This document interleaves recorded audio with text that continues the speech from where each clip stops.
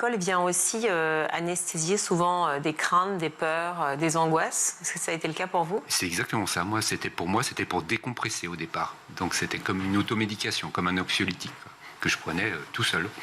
Et puis au départ, ça fait ça marche très bien. Et puis très rapidement, ça augmente l'anxiété.